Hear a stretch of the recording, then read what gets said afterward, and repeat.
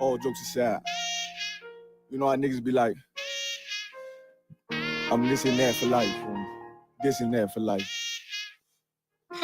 I'm one West for life, nigga, this a blood oath.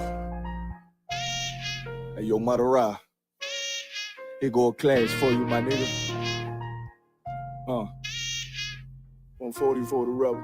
The world turned its back on me. I'm a cripple. We got soldiers, he got soldiers, but I got different ones. Ain't no way out, I tell you once.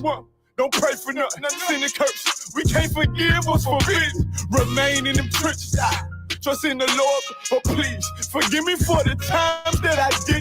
If rank is given, have your respect to your apprentice. Be about your business. This loyalty's a death sentence. Look, trying to pick up with a blind fail. Hey, they said there'll be many mansions. I'm just grinding for my time share. Them devils ain't playing fair. They hunt you like bad pal. But ain't no getting out the game like Jumanji. Or if you take that oath, it's a Dundee. They try to deal death to a priest. You won't make it out in one piece. So you can stand. Just make sure you got the heart. Say your name 3 times and it's death do us part. No. So how you feel about this truth I done shown? This ain't the like you think, little nigga. I should want. Even your own people go this zone. And the Lord said they hate you for my name. So you better keep it on.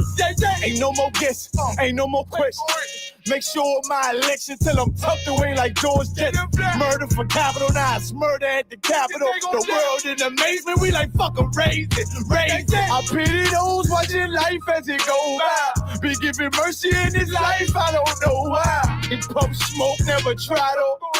The dead at home, my brother be the dead, it's all I don't. It's a photo, salute my nigga, salute my nigga. They like, how you stay focused? I told them I'm motivated cause of you, my nigga. Brotherhoods and weapons, still got weapons on the scene. Now I never do my niggas like Bishop did Raheem. Never mind in all beliefs, they under anesthesia. Shorty say she leave me, said she wanna let that love go. Told I let that love grow. But if I bring you to my bed, that's a blood oath. So, how you feel about this truth I done shown? This ain't the life you think, little nigga. I should want. Even your own people go this zone. And the Lord said they hate you for my name, so you better keep it on. Yeah, yeah.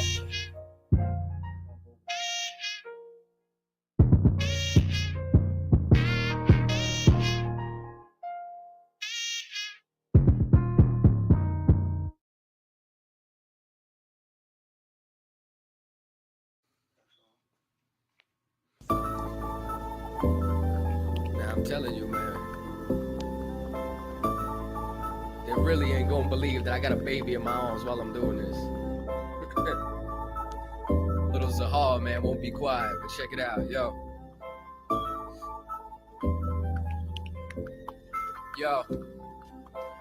Playing spades, reminiscing on days before niggas started shooting, we would still catch fades. It's like the world's a lot scarier since crack grenades. And the only thing that we became is rats in a maze. Cause all my brother cares about is trapping in J's. Mine's fucked up from the pills and the haze. Pop said we hard-headed, stuck in our ways. So I've been praying to the most high that it's just a phase, yup.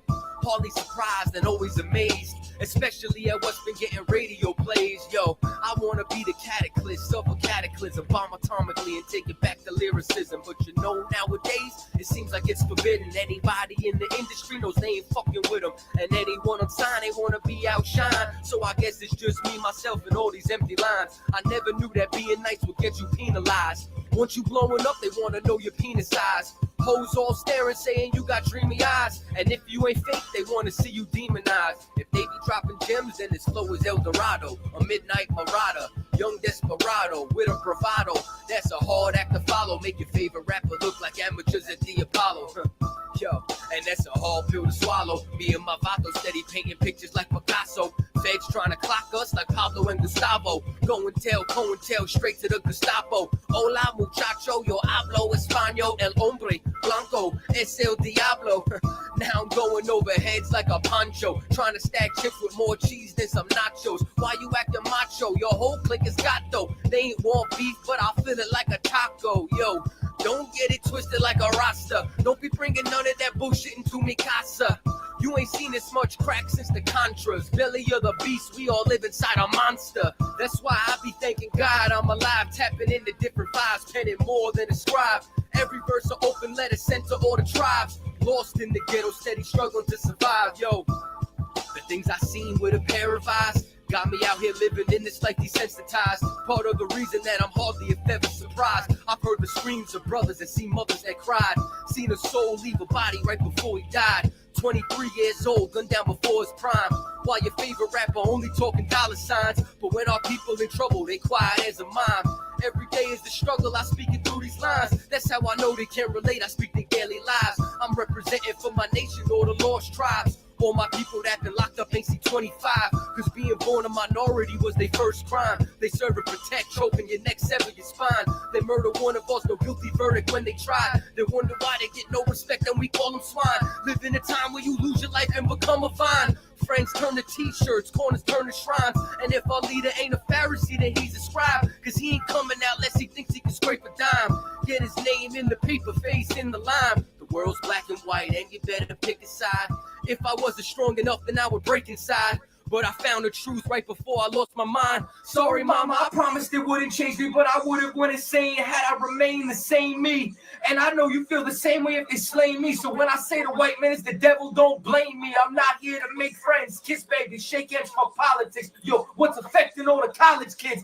I mean, why did the students shoot up the colleges? Newborns found in shopping bags and garbages. All these problems that nobody acknowledges. Promise you one thing, you gonna acknowledge this. You know what I mean? Like that.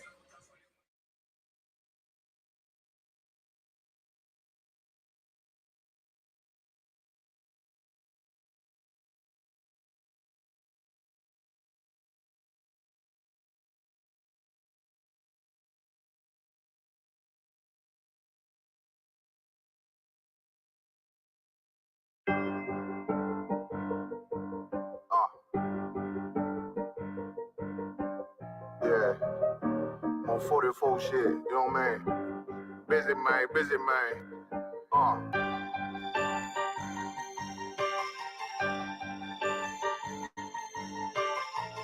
Look, when that shit drop, you step all the way on their neck, step on their neck and they head with that shit.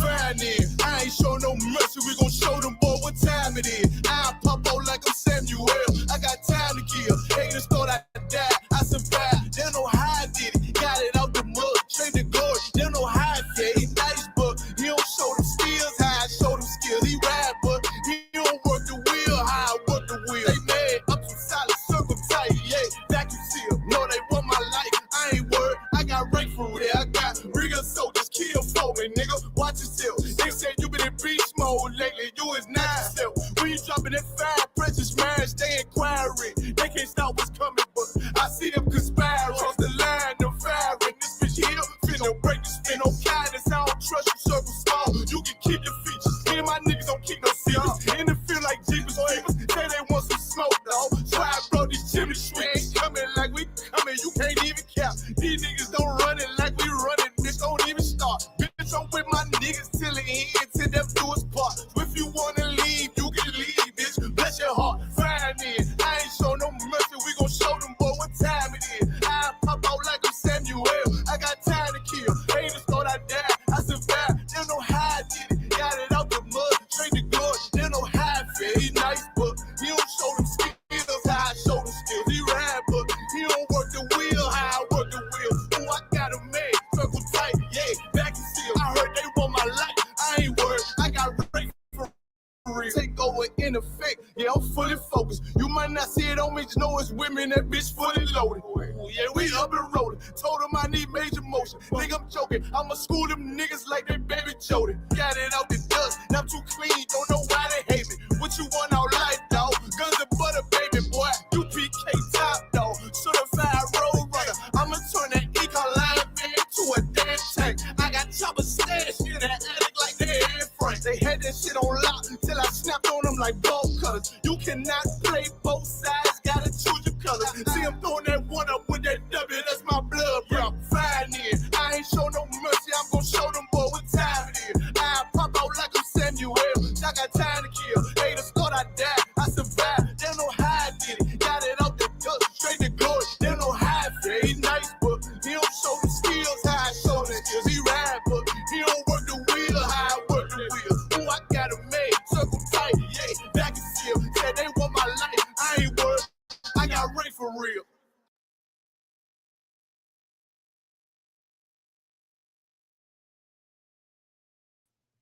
All right, let's clap it up. Clap it up. Israelite School, Universal and Practical Knowledge, under Commander General Yohana, started out on 1 West 125th Street, Harlem, New York. You understand? It's the Wednesday night law class. Priest and Officer Karan Yala. Y'all Bashim Al Shabrak a thumb to the brothers. Y'all Shamal the thumb Bashim Al Shah to the sisters. If y'all got any questions, you know what I'm saying? Type them in the chat, Baba Kasha. Preferably type them in the chat on our YouTube platforms.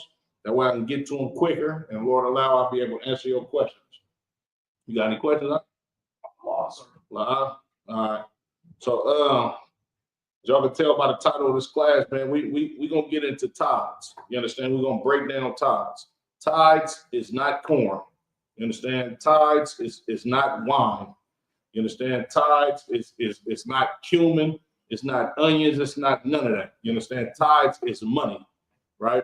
Give me Baruch, the 4th chapter and the 1st verse. I know Papa Kasha. These fake Israelites, you understand, don't understand the law of tithes, nor do they pay tithes. I had a conversation with a fake Israelite on TikTok. This nigga talking about tithes are supposed to be corn, wine, and vegetables, but he said he keeps the law. So I said, who the hell is you paying corn and wine and vegetables? First of all, I asked him, where is his vineyard? Where do he even have a garden? This Negro told me no. He don't got a garden. He don't own nothing. You understand? To be able to produce fruits and vegetables. So I asked him, well, how the hell are you paying tithes if you keep the law? Because tithes is in the law. You understand? And he just couldn't answer the question, but wanted to tell me that we wrong for paying tithes to Commander General Yohana. And I'm gonna show you that it's biblical to pay tithes to Commander General Yohana. You understand? To the priests that the Lord gave us to govern over the nation of Israel. You understand? Smart. So you said first chapter, first verse? Baruch 4:1. 4. Yeah, Baruch 4:1. Smart. This is the book of Baruch, chapter 4, verse 1. Mm-hmm. This is the book of the commandments of God. This is what? The book of the commandments of God. Right.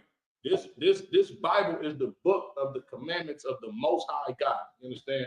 This is where you learn how to conduct yourself as an Israelite. These law, statutes, and commandments given to Moses by the Lord sets up the government of Israel, keeps us, it made us a civilized people after coming from a civilization of uncivilized people leaving out of Egypt. You understand? When we was in Egypt, they did all types of manner of evil, just like America. You understand? Read on. And the law that endures forever. And what? And the law that endures forever. The law endures forever, fake Israelites. You understand? So if the law says you have priests forever, then you have to have priests today. And if the law says you're supposed to pay them priests tithes, you got to pay them priests tithes today. You understand what is it anymore on that? Come on, come on. Huh? And all they that keep it shall come to life. And what? And all they that keep it shall come to life. That's life according to the scriptures. DK, y'all about Shemal Shabarakatah, the water for tapping in. Go ahead. Keep going. But such as leave it shall die. But what? But such as leave it shall die. If you leave these laws, you understand? If you discontinue from upholding your end of the bargain by keeping these law, statutes, and commandments, the Lord said you shall die. Clear as day. You understand? Give me first John chapter 3 and verse 4.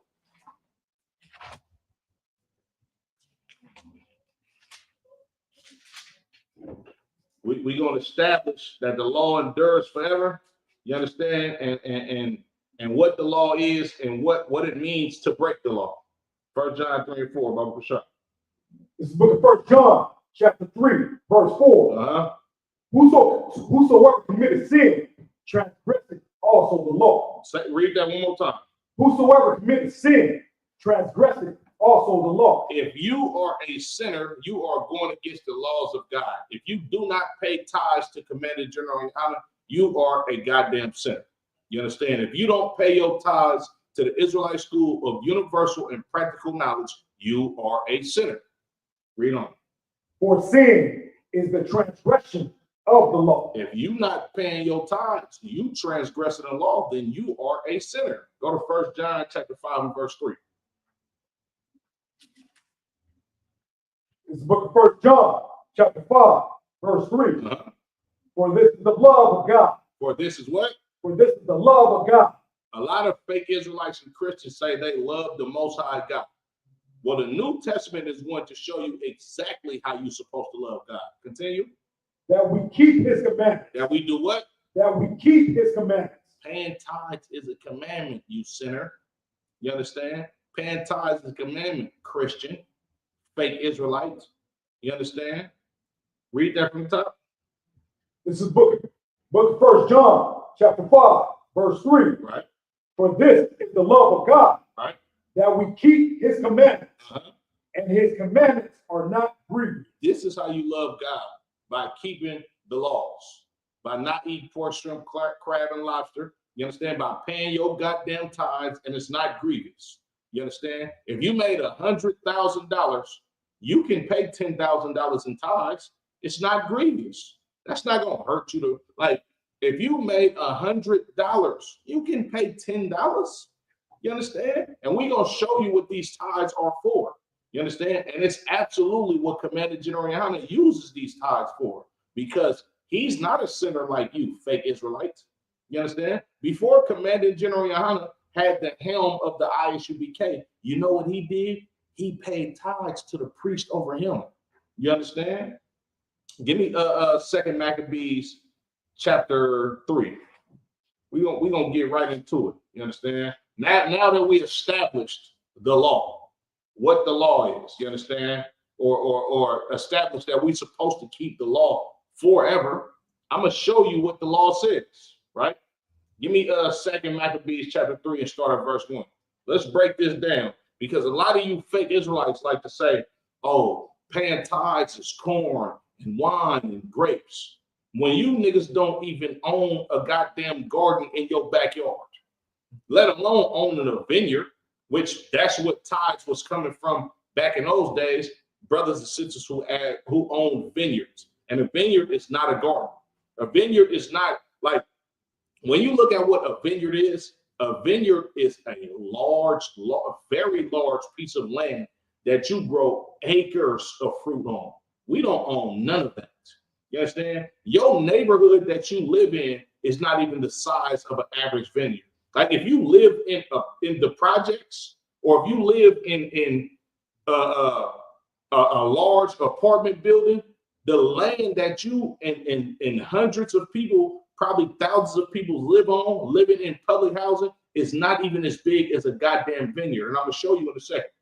Read that from the top, Baba Kashad. This is book of 2 Maccabees, chapter 3, verse 1. Uh-huh. Now. Oh, Salaki. Let me get there with you. Call it out one more time, Baba Kashad. Salaki. This is book of 2 Maccabees, chapter 3, verse 1. Uh-huh. Now, when the holy city was inhabited, when the holy city was inhabited, you twat, yeah. with all peace, right? And the laws were kept very well. Right. This holy city, you understand, Jerusalem was inhabited and with all peace, and the laws was kept. This was during the time prior to the invasion of the land of Israel by the Greeks. We was living in perfect harmony, you understand, because the laws were kept, and we was at peace because the laws was kept. Go on. Because of the godliness of Onias, right? The high priest, and his hatred of wickedness. That's why we lived in peace. You understand? That's why we dwelt in peace, because Onias, the high priest, this is a high priest that we're talking about. He kept the laws, made the people keep the laws up under him, because if you don't know, you understand, the governing body, you understand, or the governing rulers of the nation of Israel are the high priest. It has always been that way. You understand? When you look at Moses and Aaron's relationship to the nation of Israel, they were the high priests. You understand? The governors, the ones that made the laws, the ones that made sure that the children of Israel lived as a civilized people and peaceful. That's what these laws are about. Christ said the law hangs on these two things, that you love the Lord your God with all your heart. I'm paraphrasing. And how you love him. You love him by keeping the laws. And you love your neighbor or your brother as yourself. You understand? Meaning you do to your neighbor what you want done to you. You understand? We don't scam each other. We don't lie to each other. We don't sin against each other whatsoever. We don't covet each other's possessions. We don't sleep with each other's women. You understand? We don't unalive each other. We don't do anything that can harm this brotherhood. That's what the laws are about. When Onias was the high priest, you understand, or the ruling governor of the nation of Israel, we lived in peace because we kept the law because of his hatred of wickedness. Continue. Verse 2, it came to pass that even the kings magnified, even the kings themselves did honor the place and magnified the temple with their best gifts. The kings, you understand, honored the nation of Israel, you understand? And it says magnify the temple with their gifts. They wasn't coming to the temple and giving goddamn corn and wheat and barley and cumin and none of that. No, they was giving the high priest gold and silver. You about to read about the original banking system. This is where the Jewish man gets his system of banking from, right here in the Bible. Come on. Verse 3, and so much that Seleucus, king of Asia, of his own revenue, bear all the costs belonging to the service of the sacrifice. Come on, keep going. Verse 4, but one Simon of the tribe of Benjamin, who was made governor of the temple, fell out with the high priest about disorder in the city. Right. Simon, this nigga was evil. He got into it with the priest because Simon, you understand, wanted to be the high priest. He wanted his place. You understand? Simon had no brotherhood, right?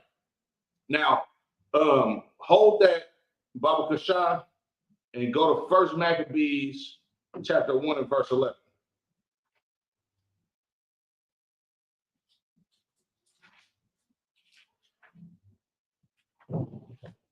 It's the book of 1 Maccabees, chapter 1, verse 11. In those days, went there out of Israel wicked men. Wicked men. Yeah, this is talking about Simon and the people that he influenced up under him. This bastard did some evil stuff. You understand? Continue.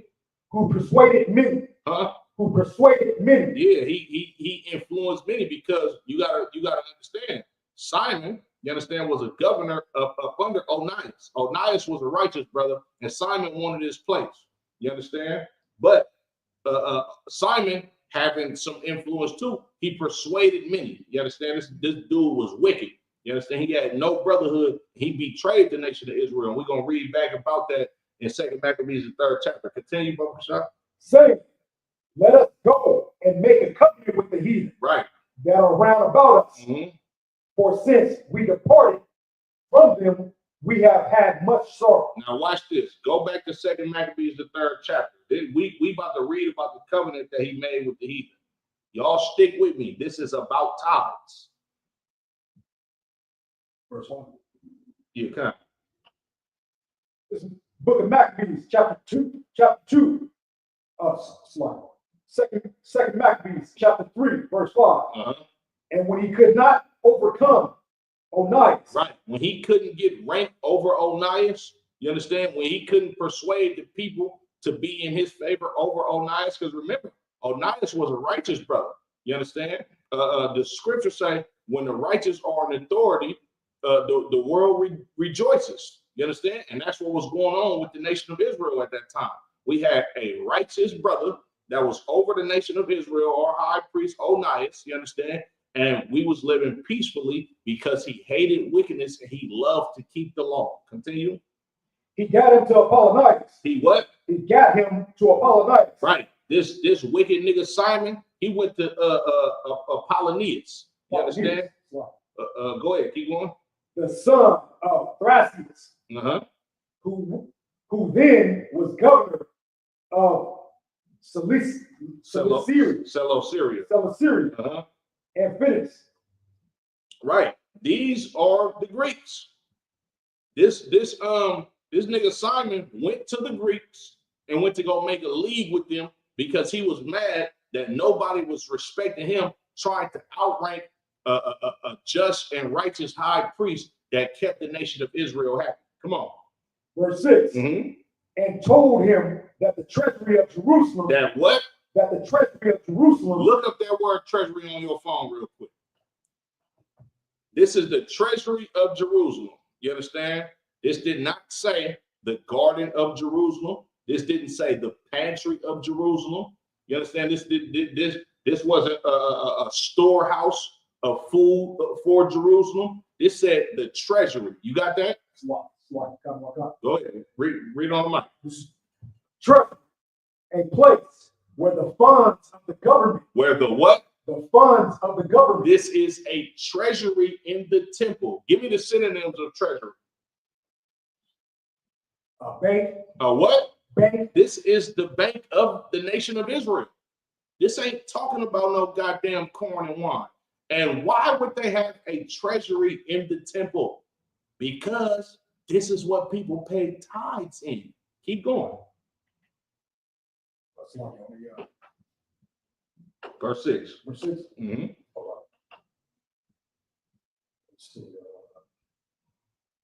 Verse 6. And told him that the treasury in Jerusalem was full of infinite sums of money. No, they had corn in the treasury. Infinite sums of money. Man, they had wheat and barley in the treasury. Infinite sums of money. Now, they had grapes in the treasury. Infinite sums of money. Infinite sums of money in the treasury, fake Israelites. This ain't, bro. This is not tomatoes, apples, and oranges. It's money in the treasury. You understand? Come on.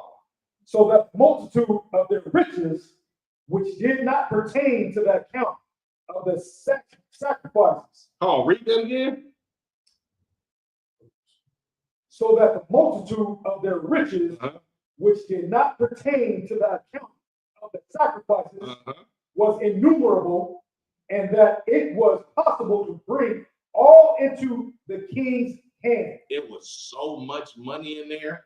You understand? That it was, they called it infinite. You understand? It says which did not pertain to the account of the sacrifices. You know why? Because people sacrificed money to the treasury and paying tithes to the treasury, as well as free will offerings, like how we do in the school, on top of the tithes and donations. And this is going to tell you what the treasury is for. Come on. Verse 7. Now when Apollonius came to the king and had showed him of the money whereof. The what? Hold on. The what? Of the money whereof. Apollonius went back to the king and showed him, hey, look, them Israelites got hella money in their treasury. Yeragabor, Yabashimal Shabrakatah, sir. The water for tapping in. Come on. Showed him of the money whereof he was told. The king chose out Heliodorus,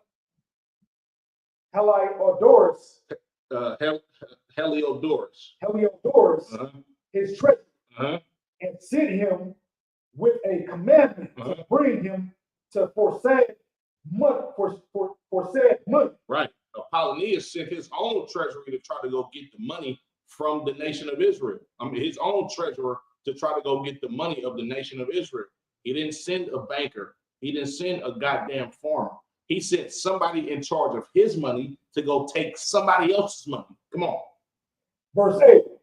So forthwith, Heliodorus took his journey under a color of visiting the cities of Syria and Phoenix, but indeed to fulfill the king's purpose. Right.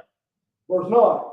And when he was come to Jerusalem and had been courteously received of the high priest of the city, he told him what intelligence was given of the money, and declared wherefore he came, and asked if these things were so indeed. So when Heliodorus came to Jerusalem, he met Onias, you understand?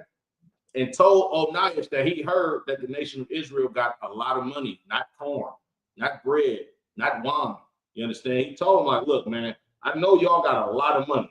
You understand? And he told him while he was coming, man, look, I'm coming to get that money, brother. You understand? This is a shakedown. So, like, as a matter of fact, it's damn near a bank robbery. You understand? Come on, read on. Verse 10. Then the high priest told him. Now listen to what Onias tells Heliodorus, right? Come on. Told him that there was such money laid up for the relief. Huh? That there was such money laid up for the relief. For the relief of who? Come on. Of widows and fatherless children. Right. This is what your tithes are for. For people who can't pay their rent. For people who are widows. For people who are fatherless. For women and children and brothers that's on hard times. That's what tithes is for. That's why they laid up all of this money in the bank to help relieve the children of Israel who have fallen on hard times. Just like in the law, if you got a vineyard, you can't gather the grapes on the outskirts of your vineyard because the poor people of the nation of Israel, you understand, were supposed to be able to come eat freely off the outskirts of your vineyard. That way, nobody is being oppressed by each other. You understand? Read number 10 again, verse 10 again, slide. Verse 10. Then the high priest told him that there was such money laid up for the relief of widows and fatherless children. Right. This money, not corn, not wine. You understand? Not potatoes, not cumin, not herbs, not grapes. This is money. Now, a lot of people gonna say, well, back then, money was corn, wine, and all of these type of things. Keep reading, Naya. Verse 11. And that some of it belonged to Hyrcanus. Hyrcanus, yeah. Hyrcanus, son of Tobias, a man of great dignity, and not as that wicked Simon had misinformed. Yep. The sum whereof in all was 400 talents of silver. Talents of what? 400 talents of silver. And what else, Naya? And 200 of gold. Ain't nobody eating no goddamn gold and silver for food. This is money. This is gold and silver in the treasury of our temples. You understand? Drop that. Give me Matthew 6:21. Don't let no fake Israelite tell you that the high priest received tithes of corn and wine, and this is how they sustain the children of Levi. You understand? That don't make no goddamn sense, and I'm gonna show you why. You got that for me? Oh my God. Go ahead. This is book of Matthew, chapter 6, verse 21. For where your treasures is, there will your heart be also. Right. Wherever your treasure is, there will your heart be also. You don't pay tithes to Commander General Yohana because you don't give a damn about serving the Lord. But you're going to smoke some weed. You're going to spend money on cigarettes. You're going to buy a prostitute. You understand? You're going to buy the new Jordans. You're going to buy a video game. You're going to put all your money into your goddamn car, Christian, fake Israelite, because that's where your heart lies. Wherever you put your treasure at, that's what's on your mind continuously. That is your God. You understand? You don't worship the Most High God. That's why you don't pay Commander General Yohana tithes. You understand? You don't give a damn about the nation of Israel. Like, our people are so goddamn evil, right? You would literally pay taxes, you understand, to an oppressor, somebody who could give a damn about your nation even surviving. Right. But Commander General Yohana, he put his life on the line for 40 goddamn years in order to wake the children of Israel up, in order for us to have a governing body of brothers and sisters who actually care about us. You understand? When you look at how powerful this ISBK has been, I'll give y'all a quick story, right? When I was like an officer of 50, when I was a young officer of 52, right? I'll never forget this. My father, right? He seen my first camp speaking, right? I lived out the way in Stockton, which is like an hour and some change away from here, right? My father, he still lived in Oakland at this time, right?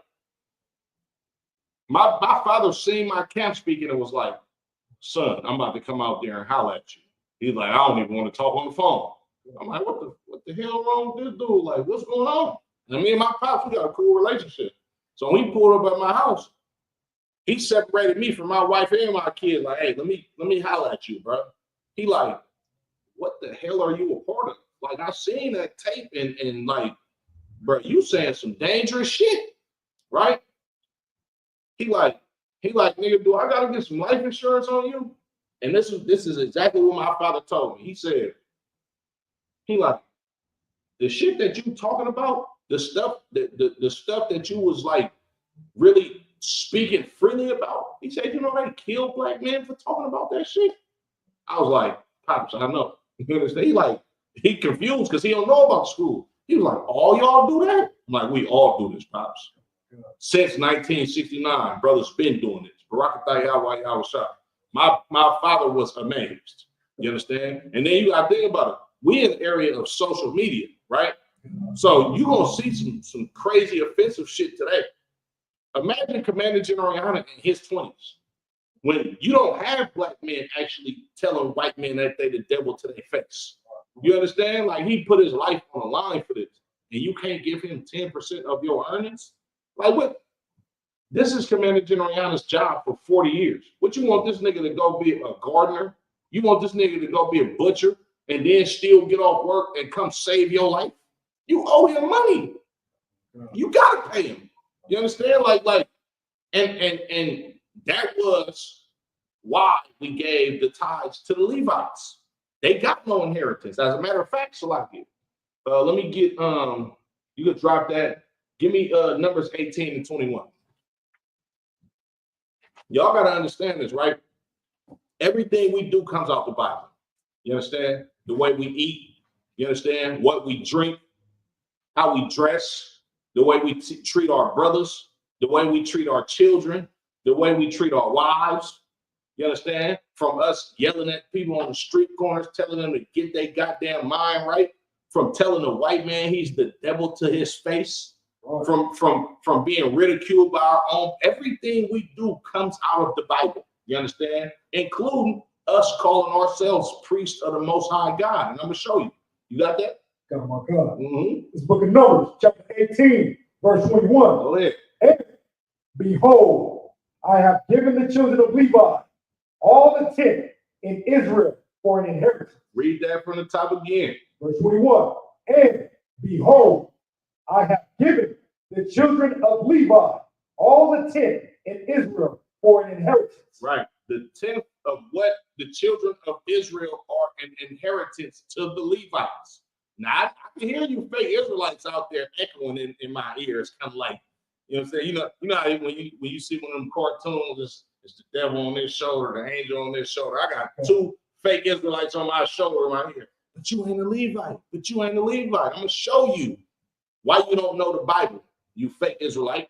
You proud, pompous, big head Negro that need to just come into the ISUBK and be taught by seasoned, trained men. You understand? Come on. For their service, which they serve, even the service of the tabernacle of the congregation. Now, yeah, I got a question for you, brother. Break down that verse. Numbers 18 and 21. Break it down for me, brother. Even the service of the tabernacle. The whole verse. And behold, I have given the children of Levi a tenth. A tenth. Mm-hmm. Is the tenth of your payment. The tenth of your earnings. Your earnings. Right. You're gonna give it to the children of Levi. Keep going. Who have the inheritance. Who was given the inheritance by the Most High. What is their inheritance? You just said it. The tenth. Why is that their inheritance? That's what the Most High gave them. But why did he give it to them? Why? Go ahead. He was the priest. But okay. Right. You know what I'm saying? You're right. That's what they inherit. Right. You know what an inheritance is, right? Yeah, some of them is given to the child. According to the Most High, what is an inheritance? Something that belongs to the inheritor, whoever, like. Okay, let me ask you a question like this. Pertaining to the 12 tribes of Israel, Judah has an inheritance. Manasseh has an inheritance. Ephraim has an inheritance. Naphtali has an inheritance. What is the inheritance of Judah as a whole? Being the lawgiver. No. Mm-mm. You ever looked at a map of ancient Israel? Lawgiver, being the kings. No, that's not our inheritance. Because all of us ain't gonna be kings. That's a good question. The land of Judah? There you go. Most High Christ. The land. Our inheritance as tribes. Now, let me ask you again. Why does Levi get an inheritance of the 10th of the nation of Israel? Because they don't have it. They don't have the land. You understand? Read the rest of the 21st verse. The service of the tabernacle of the congregation. That 10% that they get from the nation of Israel is the payment because they serve in the tabernacle of the congregation. This is their job. This is literally a job description right here in the Bible. You know how you fill out a job application, or you go to a new job and they tell you your position and your pay rate. That's right there. That's Numbers 18 and 21. The position of the nation of the tribe of Levi and what they're getting paid for. Continue. Verse 22. Neither must the children of Israel henceforth come nigh the tabernacle of the congregation, lest they bear sin and die. Right. The children of Israel are not to minister, you understand, in the temple. It would be a sin in those times, and they'll die for it. You understand? You're not supposed to have somebody from the tribe of Judah or the tribe of Gad or Naphtali to try to take on the priesthood at that time. Come on, read on. Verse 23, but the Levites shall do the service of the tabernacle of the congregation, and they shall bear their iniquity. Right. It shall be a statute forever throughout your generations, that among the children of Israel they have no inheritance. The Levites are literally supposed to service the children of Israel by settling our problems. You understand? Proceeding over court cases. This is literally where court comes from in the Bible. That's why when you look at judges today, they wear them long ass robes. That's mimicking a garment of a chief priest. You understand? They got this out of the Bible. This is our culture. You understand? And what do judges get paid today? They get paid money. And they get paid a lot of money.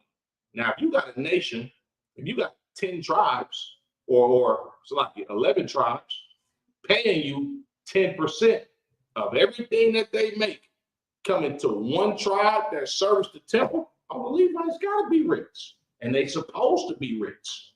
You know why? Because they doing a service for the whole nation of Israel to be the lawgivers, the mediators, the ones that pronounce judgment, you understand? So forth and so on, to settle all of the differences of the nation of Israel. Come on. Verse 24. Verse 24. But the tithes of the children of Israel, which they offer as an heave offering unto the Lord, I have given the Levites to inherit. Therefore, I have said unto them, among the children of Israel, they shall have no inheritance. Verse 25. Just reiterate that. Look, they don't need land. The Levite is not going to be a businessman. His business is the service of the congregation of the nation of Israel.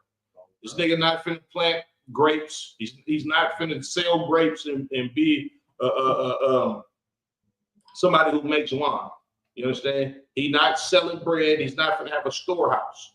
What he gets paid for is the same thing that Commander General Yana gets paid for. Settling the differences in the nation of Israel and pertaining to the services of the temple. Come on. Verse 25. And the Lord spake unto Moses, saying, verse 26, thus speak unto the Levites. Speak unto the Levites now. Now hold on. Now this is the commandment to the Levites.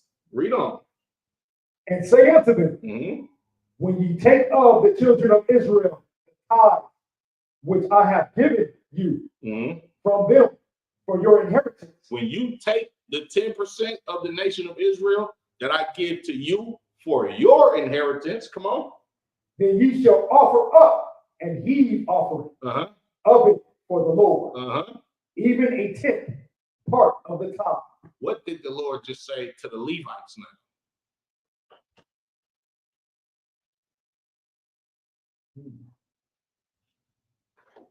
It's heavy right here.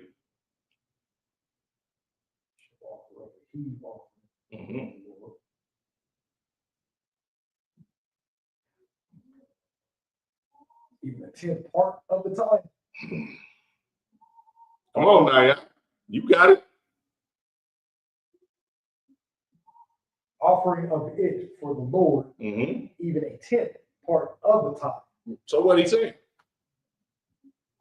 Simple. It's right there. Right there.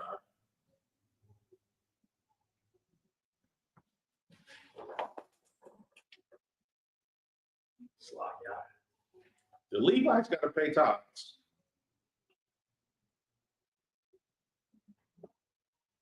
Read it from the top again.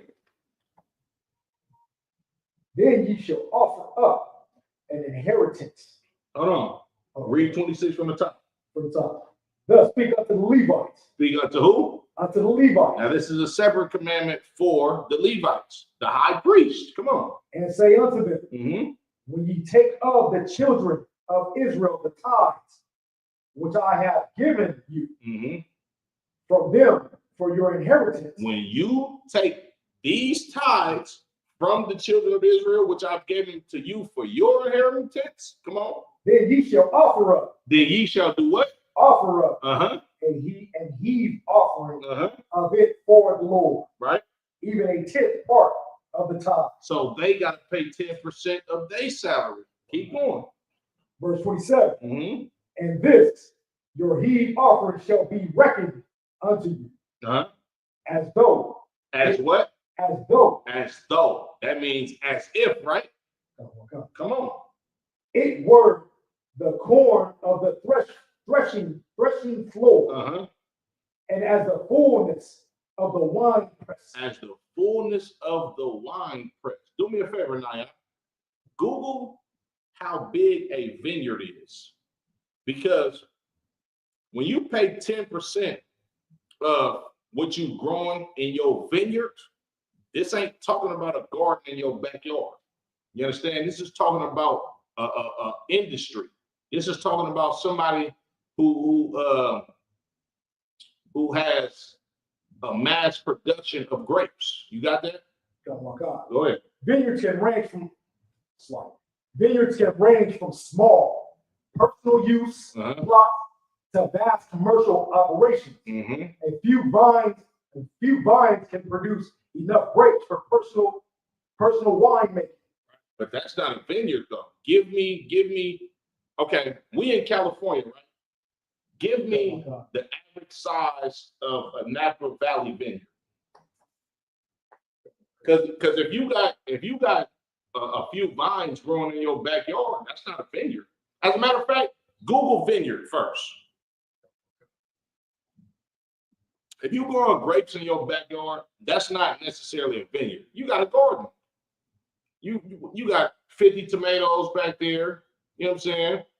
You might got an apple tree, avocado tree, some pears. You probably grown some cucumbers, some squash, something like that. But that's not a real vineyard. You understand? Come on.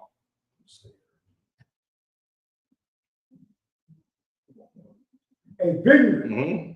is a plantation of grape. Hold on. What? A plantation Uh-huh. of grape-bearing vines. A plantation. You know how big a plantation is, right? A plantation ain't some house where you got 2 or 3 slaves. No, it's hundreds of them Negroes. You understand? Now Google. Keep going. Was it more on that? Come on. Mm-hmm. Many vineyards exist for wine making. Others for the production of raisins. For what? Raisins. For the production of raisins. Table grapes. Uh-huh. And non-alcoholic grape juice. Right. So this is talking about industry, mass production. What's that famous company that make raisins? I hate fucking raisins too, Salakia. But I forget what it's called, you understand? But all of them little boxes of raisins that they gave us in elementary school and stuff like that, you understand? Those raisins came from a big vineyard. Now Google the size of an average vineyard in Napa Valley. You understand?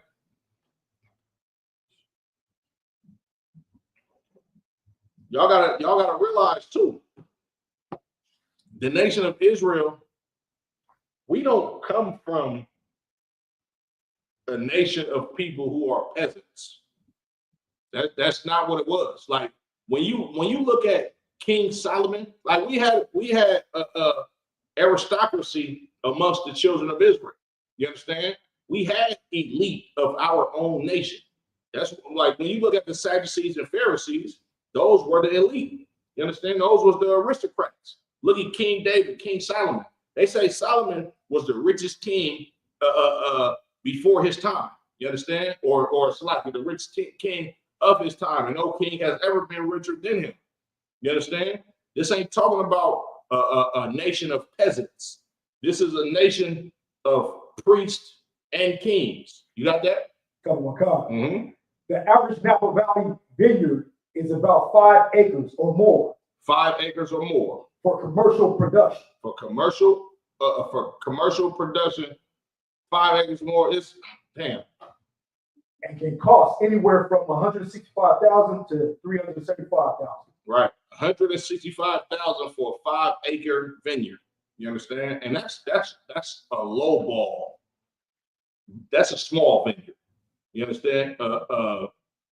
A regular sized vineyard is somewhere between like 60 to 70 acres. Yeah, that's somebody like, because you got to think about it, right? Look at those wines that you see at the at the grocery store. You understand? Your Carlos Rossi wines. When you see Carlos Rossi wine, they ain't got no goddamn 5 acres. You can't mass produce wine on that level and put it in all around the goddamn world if you only got 5 acres. The people that own Carlos Rossi wine, they got thousands of acres. You understand? And this is mass production. This is an industry. This is industrialism. That's what the children of Israel had. Then, let me ask you this question, Naya. Let's say you own a vineyard and it's 50 acres.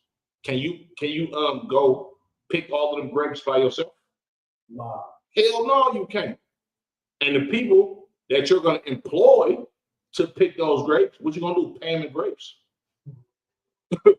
What? I don't want that shit. I already stole hell of your grapes. Of course, we don't steal in the nation of Israel, but imagine you got some heathens that don't adhere to our laws.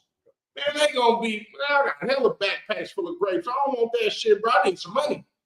You feel me? Because my family can't survive off grapes. We need to go buy a horse, some cattle.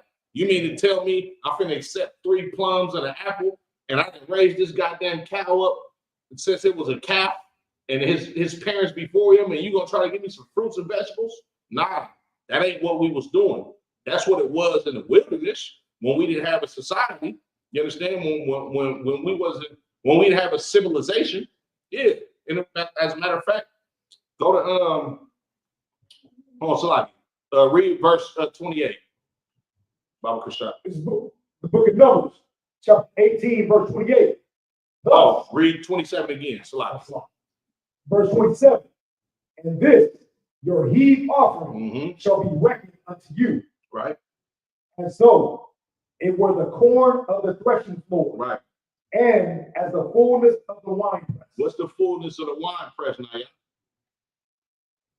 That's the increase that you get after selling the wine that you made. Mm-hmm. If I got a vineyard that's 80-something acres and I'm making wine, I don't want fucking tomatoes. I could have grew the motherfuckers myself. I don't want no goddamn apples and oranges. I ain't grow all of this just to get something to eat. I could have grown myself. I got all of this goddamn land and all of these people that work for me. I need money. You know how Israel do.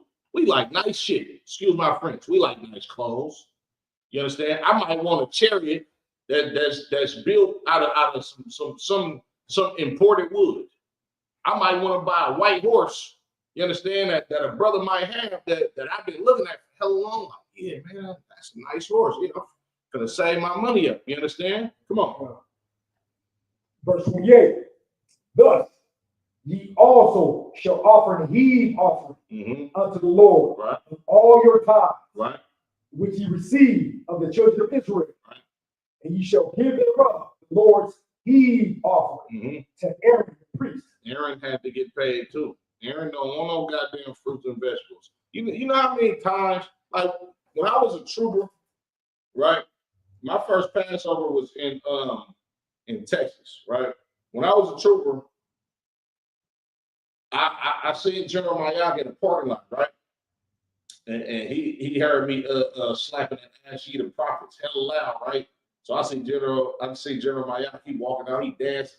Most High Christ, this is after the Passover, right? So I catch him in the parking lot. I see him, you know, I'm a trooper, I'm starstruck. Man, it's General Mayak right here, right? So I go pull up to General Mayak. I'm like, "Salaki, sir.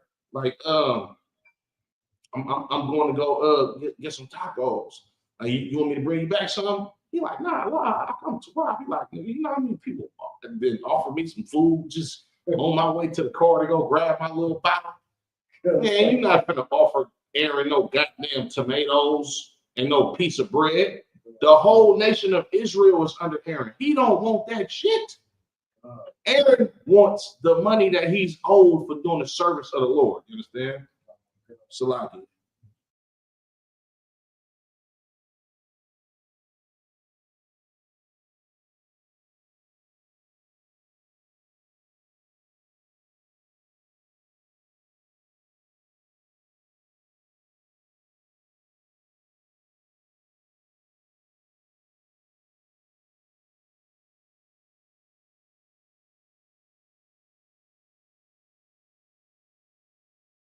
Salakia. Did I have you pull a different scripture? You're about to, sir. Go to Deuteronomy 14. Deuteronomy chapter 14 and start at verse 22. It's the book of Deuteronomy, chapter 14, verse 22. Thou shalt truly tithe all the increase of thy seed. The what? All the increase of thy seed. What is the increase of your seed? Man, look, if I'm a farmer, I'm not growing all these fruits and vegetables to eat them. I'm growing them to sell them. If I got a vineyard, it's a difference between having a vineyard and a garden.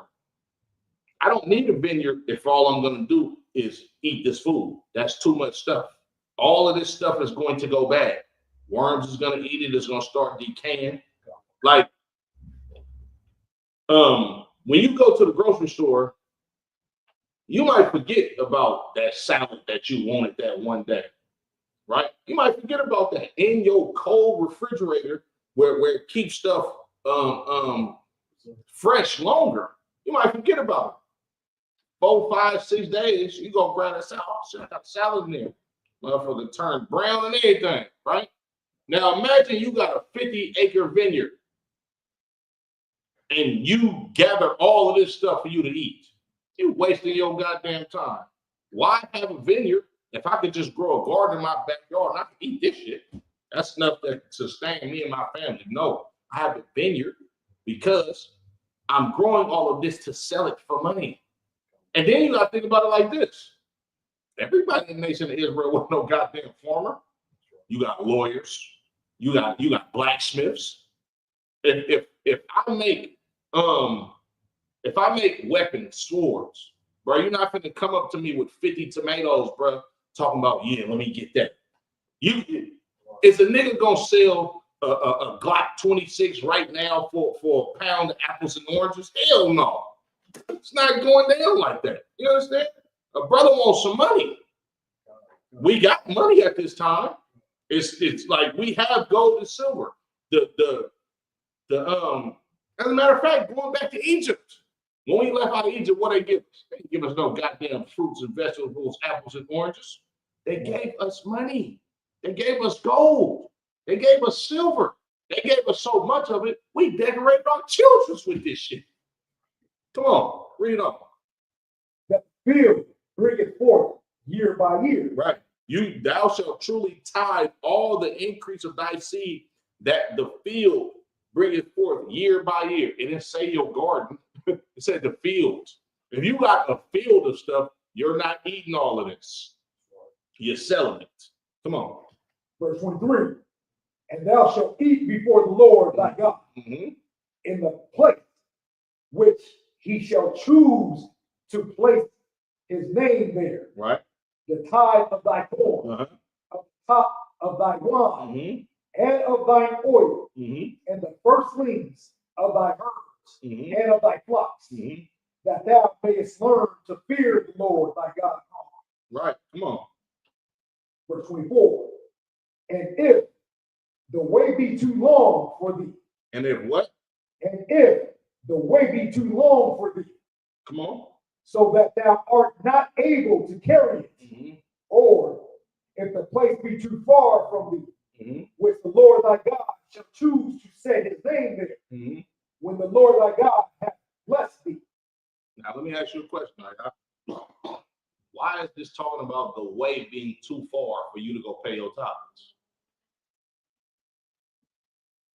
It's where the Levites may be, because the Lord said wherever his name. Okay, keep reading. Verse 25. Verse 25.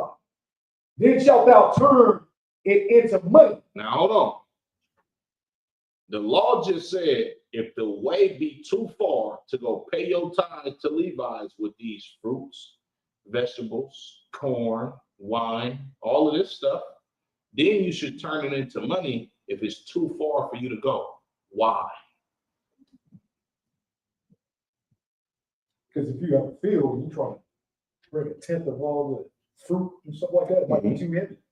Way too heavy. And then what else? Let's say you had the means of transportation to bring 2 tons of everything that you have because you're a rich man. You got a whole bunch of servants, camels, donkeys, chariots. Let's say that you have enough. You understand? But you live in Samaria. You live in Egypt. You live a long ways from Jerusalem. Why is it talking about how far you have to go? Practical. It's practical. It's right there. You have a journey. It's going to take time for you to get over there to pay your tithes in these vegetables. I'm assuming it's like a feed day. No. Okay, let me ask you. I might be asking the question. Okay. I'm going to ask you the question like this. Let's say you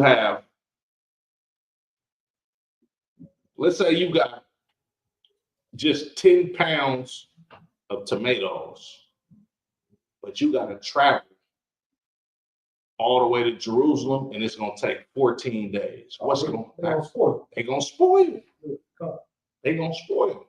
So when you turn it into money, right, you sell that to go pay 10% of that because you're going to take this money. That money ain't going to spoil it. Whoever bought the tomatoes or whatever you just had, they can eat that up because they got money because they selling stuff. Keep going. Verse 26. And thou shalt bestow the money for whatsoever thy soul left. Verse 25 from the top. Verse 25.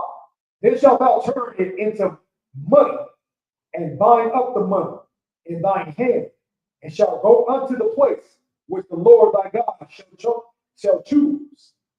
Verse 26. And thou shalt bestow that money for whatsoever thy soul lusteth after, for oxen, right, or for sheep, or for wine, or for strong drink, or for whatsoever thy soul desireth. And thou shalt eat it there before the Lord thy God. Right. And thou shalt rejoice, thou and thine household. Verse 27.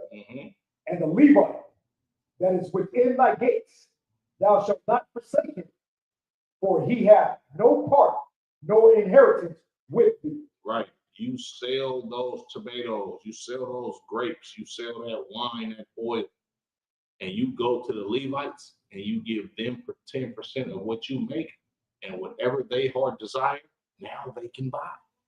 That's tithes. You understand? Salaki. Then go back up to the 25th verse, because there was a key piece in here that might have went over a lot of fake Israelites' head. Verse 25. Then shalt thou turn it into money, and bind up the money. Bind up the money. You understand? Right? In thine hand. You should bind this money up in your hand. Why? All of this money is centered around the all of this money is centered around the shekel of the sanctuary. Go to Leviticus 27 chapter. I'm gonna show you. When you got this money in your hand, you gotta go. What they would do is, right, whatever sanctuary, it was different sanctuaries, different. Trying not to say school. It was different temples, depending on where you was at. And the shekel of that sanctuary, like, look, I'm gonna give it to you like this, right? In the South, a lot of stuff is cheaper than being up north on the West Coast and on the East Coast. You understand? Let's say you live in a rural place in Texas, right? If we had a temple in Texas and it's only 4,000 people in that town, the tithes that they receive in that town is going to be way less than coming to a place like Oakland, California, where it's 400,000 people. You understand? So the weight of the shekel in Texas or in one of the rural parts down there is going to be significantly less than up here, because up here, these brothers receiving more tithes. You understand? So, and then you had different currencies, meaning different weights of different temples, just like I just explained it, right? You'll go to that, you'll go to one temple, a shekel might weigh this. And they used to have scales, you understand, in these temples, right? And they'll put the weight of the shekel of the sanctuary on one side, and then they'll put what you're bringing as an offering or tithes on the other side to balance it out, to make sure that you're paying what's required of you according to that temple. You understand? So like, go to Leviticus 27.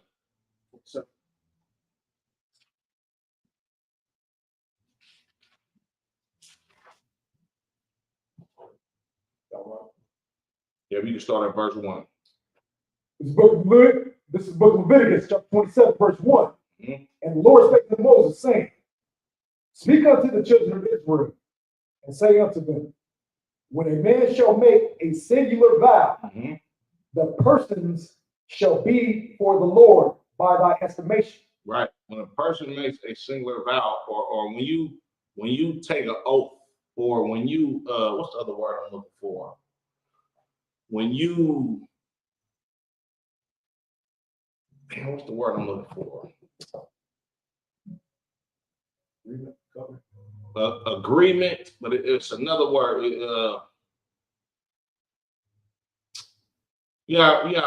East Coast brother say my word is my bond. When you agree or when you, damn, I can't think of the word off the top of my head, but when you give your word that you're gonna do something, you understand? You're supposed to keep this. You understand? When you make a vow, you understand? The person shall be for the Lord by thy estimation. Continue. Verse 3. Mm-hmm. And thy estimation shall be of the male from 20 years old even unto 60 years old. Mm-hmm. Even thy estimation shall be 50 shekels of silver, after the shekel of the sanctuary. Verse 4. And if it be a female, then thy estimation shall be 30 shekels. You ever heard of somebody like paying what's it called? To pay you ever heard of somebody that's in a union and they got to like a certain piece of money comes out their check for that union, for that said union? This is what this talking about. You understand? Like, yeah, absolutely. That was excellent. You understand? Because what happens when you pay that pension? You get that pension back. This is where pensions come from, right here in Leviticus, the 27th chapter. This is offering up a portion of your goods for a certain amount of time to the temple, and then you'll receive it back. But just read on. We'll get into it. Verse 5. And if it be from 5 years old, even up to 20 years old, right, then thy estimation shall be of the male 20 shekels, and for the female 10 shekels. Right. This is basically you offering yourself to do a service for the temple for a certain amount of time. You understand? Come on. Verse 6. And if it be from a month old, even up to 5 years old, then thy estimation shall be of the male 5 shekels of silver, and for the female thy estimation shall be 3 shekels of silver. Right. Come on. Verse 7. And if it be from 60 years old and above, if it be a male, then thy estimation shall be 15 shekels, and for the female 10 shekels. Now, let me ask you this, Dayat. What are these people making a vow to do? To give their To give money. This money. It's literally saying shekels. Silver. You understand? It's 50 shekels of silver. Gold. This is making a vow to give money. This ain't making a vow to give corn, wine. You understand? You see how fake Israelites twist the scriptures? You understand? Because they don't know the spirit of the law, but they read the letter of the law. You got to be, I mean, at least you can read. I'll give you that. You understand? To you fake Israelites out there. At least you can read, but you don't have the spirit of the Most High God. You understand? Because let's say I'm a brother that has a certain product that I want to sell, horse, whatever. You understand?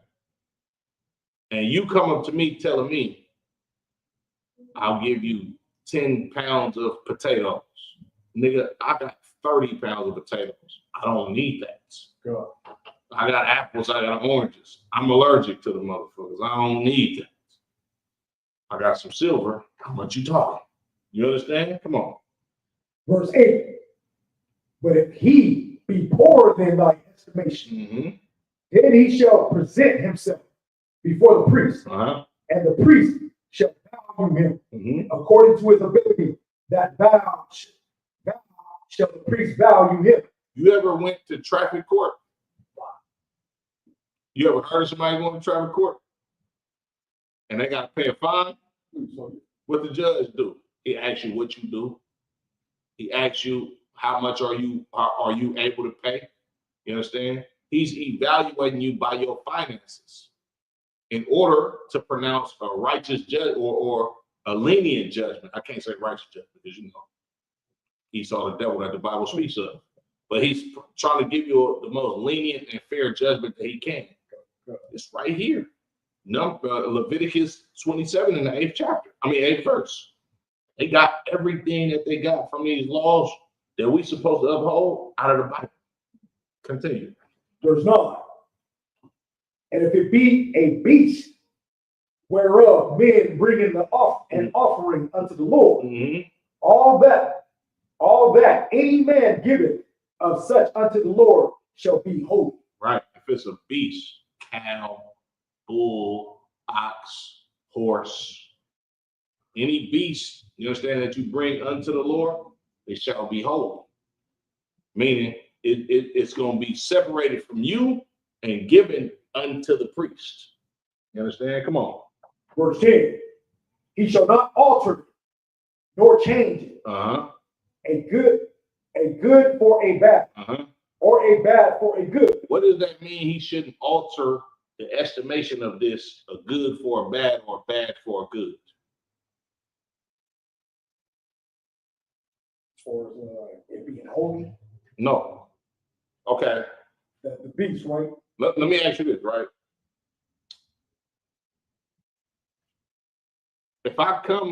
If you bring a nice car to me, right? And you want a certain amount of money for it. Let's say you bring me whatever type of car, and the car is very well worth $20,000, right? You'll take 17, but I'm telling you, I got 10,000 for you. I'm lowballing you. This is what this is talking about. Our priests are not supposed to lowball the people. That's why I said, read that again. Yeah, it's altering. Read it.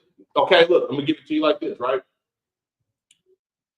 When you look at horses, because it said a beast, right? When you look at a horse, you can look at his teeth, the gum line, and how big the teeth are, how far they hang, to see how old the horse is.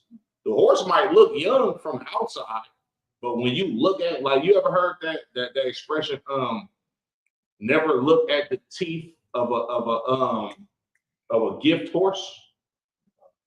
Okay, that's an old school expression that literally means if somebody gives you a horse as a gift, don't look at the teeth, because you're gonna see exactly how old this horse is, and you're gonna see exactly how long you're gonna have this damn horse.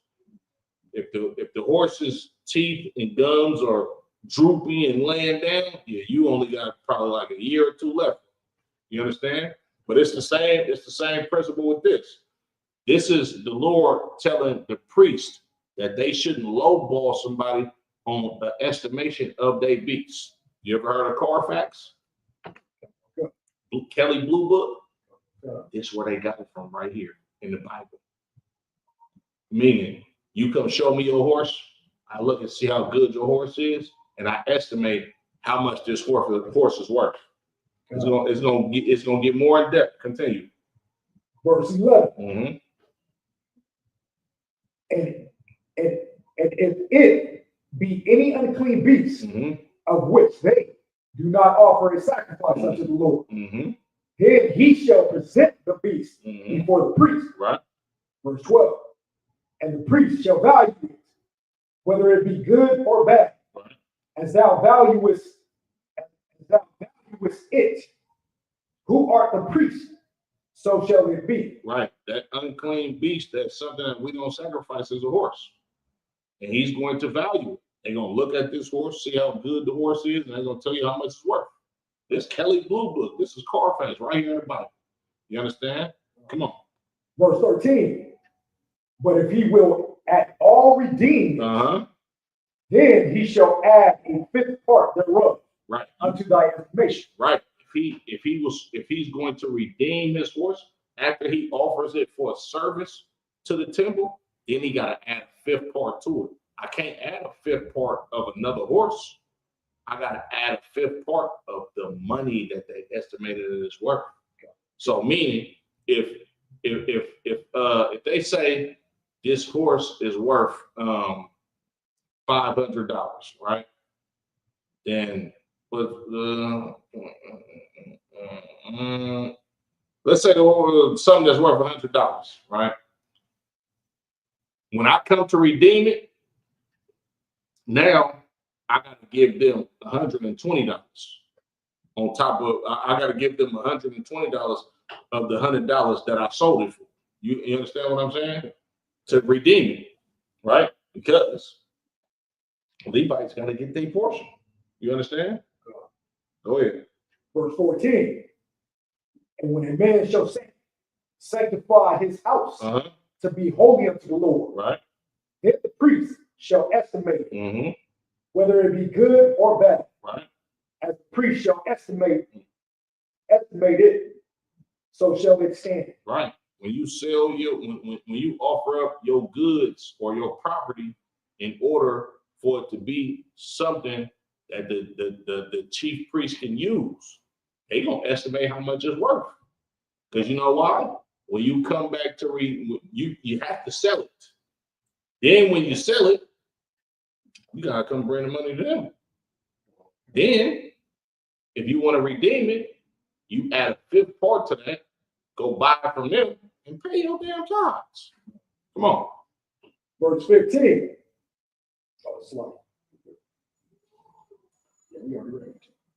Verse 16. And if a man shall sanctify him, sanctify unto the Lord some part of a field of his possession. Right. Then thy estimation shall be according to the seed thereof. Right.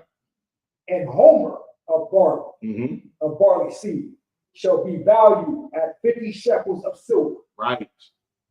That homer of barley shall be valued of 50 shekels of silver. They putting prices on possessions.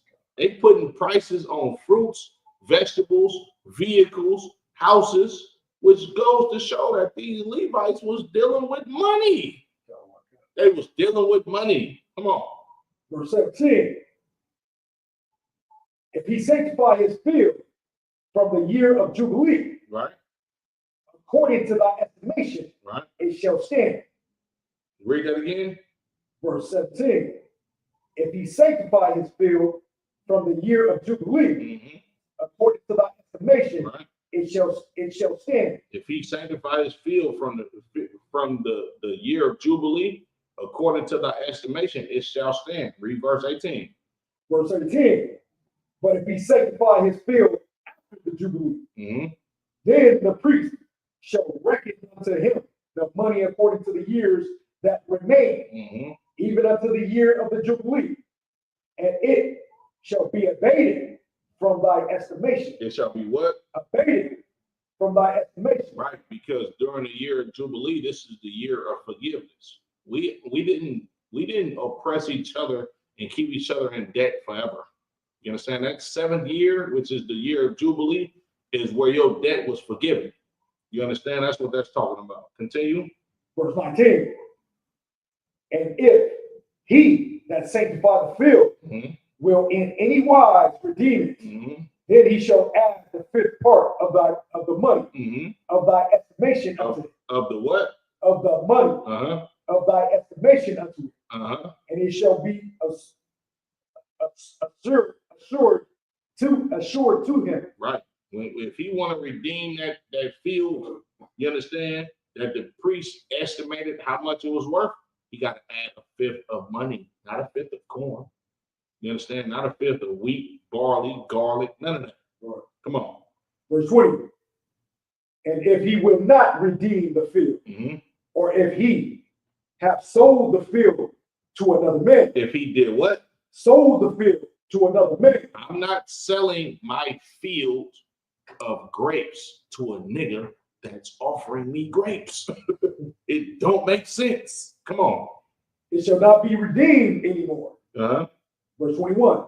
But field, when it goeth out in the Jubilee, right, shall be holy unto the Lord, Mm-hmm. as a field devoted, Mm-hmm. that possession thereof shall be the priest. Right. Come on. Verse 22.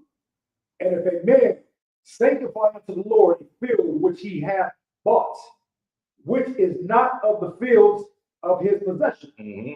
Verse 23. Then the priest shall reckon unto him with Come on. reckon him unto him the worth of thy estimation, Right. even unto the year of Jubilee. Mm-hmm. And he shall give thine estimation in that day as a holy thing unto the Lord. Mm-hmm. Verse 24.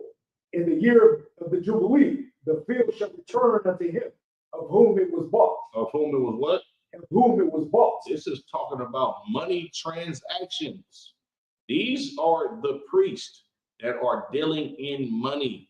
You understand? And the reason why I'm bringing out Leviticus, the 27th chapter, is literally to give you a visual of these priests dealing in money. This ain't talking about these niggas buying fields with corn. This don't have nothing to do with that. This is talking about money. Come on. Even to him to whom the possession of the land did belong. Mm-hmm. Verse 25. And all thy estimations shall be according to the shekel of the sanctuary. Shall be what? According to the shekel of the sanctuary. This is where you get money changers from. You understand? This is why Christ, when just a quick little sidebar, when Christ came to the temple and he beat the hell out of them people that he was calling thick man. As a matter of fact, how you pull that? You understand?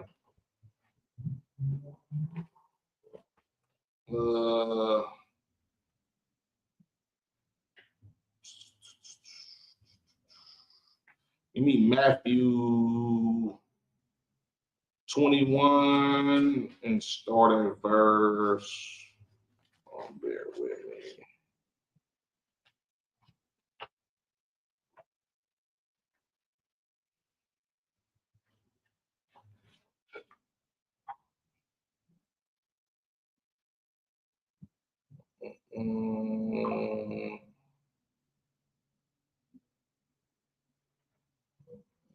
Matthew 21 and start at verse 11. It's the book of Matthew, chapter 21, verse 11. And the multitude said, this is Yahushua, the prophet of Nazareth, of Galilee. Mm-hmm. Verse 12. And Yahushua went into the temple of God and cast out all them that sold and bought in the temple. Right.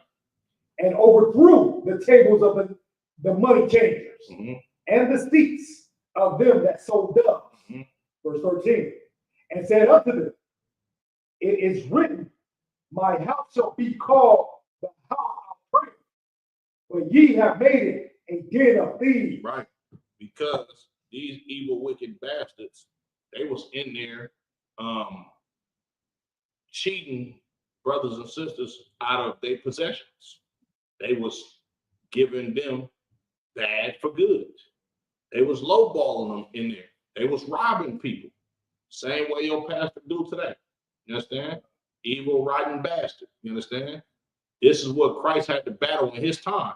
He said, man, look, you niggas is thieves. Christ went there tripping. He was flipping over tables, beating niggas up, getting them up out of there. Like, when you look at the evilness of the image that they put on Christ in the Christian church, that ain't what we seeing in this Bible. In this Bible, it said Christ was an austere man. You understand? Christ was about his father's business. Man, Christ was tripping, flashing on niggas, cussing people out.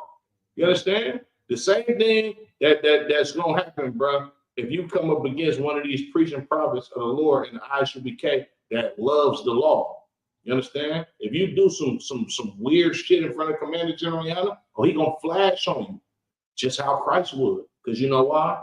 Christ had the spirit of the Most High. You understand? Just like Commander General Yana, just like General Maya, all of the generals, all of the captains, all of the officers. You understand? The troopers. You understand? Can drop that. Give me Book of Psalms, chapter 110.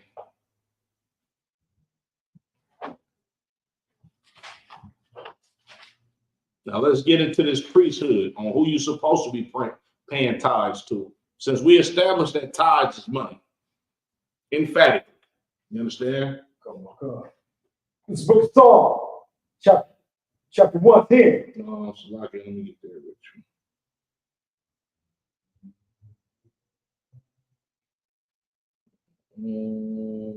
Go ahead. Verse 1. The Lord said unto my Lord, sit thou at my right hand until I make thy enemies thy footstool. Right. This is talking about David is speaking, talking about Christ. You understand? He said, read that again. Verse 1. The Lord said unto my Lord. Who was David's Lord? David was the king over the nation of Israel. His Lord is Christ. There's nobody that was above him. You understand? When David became king, Saul was dead already. His Lord is Christ. The Most High, Yahweh, said unto his Lord, what? Sit thou at my right hand until I make thy enemies thy footstool. Right. That's what Christ is doing in the third dimension right now. I mean, in the fourth dimension right now. On the right hand of Christ, asking him continuously, Father, when is it time? I'm going to make your enemies your footstool, but you got to be patient. He waiting on us to wake up. Come on. Verse 2. Lord shall send the rod of thy strength out of Zion. Out of what? Out of Zion. Right. The rod of the strength of the children of Israel, you understand? It's coming out of Zion. That's Christ. Come on. Rule thou in the midst of thy enemies. He gonna rule in the midst of his enemies. Come on. Verse 3. Thy people shall be willing in the day of thy power, in the beauties of holiness, from the womb of the morning. Thou hast the dew of thy youth. Come on, keep going. Verse 4. Listen good, fake Israelites. I'm going to show you that the priesthood is still alive right now. Come on. Verse 4. The Lord hath sworn and will not repent. Right. Thou art a priest forever after the order of Melchizedek. Christ is a priest forever after the order of Melchizedek. When you look at the law, we have to have priests. If you calling yourself an Israelite, who the hell told you you're Israelite? Was it not the priest? It was the priest that told us we was the Israelites. It was Commander General Yohanan. You understand? It was the 7 heads. It was Abba Bibbins. It was the priest that the Lord chose to set up. Somebody, can you see me one time? It was the priest that the Lord chose to set up over the nation of Israel. You understand? It just happened to be Commander General Yohanan. It's not, both of them. It's not our fault that you're a coward. You understand? It's not our fault that you don't have any brotherhood. It's not our fault that you are like Simon in the book of 2nd Maccabees, the 3rd chapter. You understand? That want to outrank Onias, or you want to outrank Commander General Yohanan, all you fake Israelites, which you didn't earn that spot. The Lord gave it to Commander General Yohanan. I appreciate it. The Lord gave it to Commander General Yohanan. You understand? You didn't get that. That ain't for you. The Lord raised up who he wanted to raise up. You understand? And Christ, read Psalms 110 and 4 once again. It's the book of Psalms, chapter 110, verse 4. The Lord has sworn and will not repent. The Lord has sworn and he will not repent, you fake Israelites. You understand? The Lord has sworn and he's not going to take it back. Come on. Thou art a priest forever after the order of Melchizedek. Christ is a priest after the order of Melchizedek. Now let me show you who else is a priest after the order of Melchizedek. Drop that. Go to Hebrews, the 7th chapter.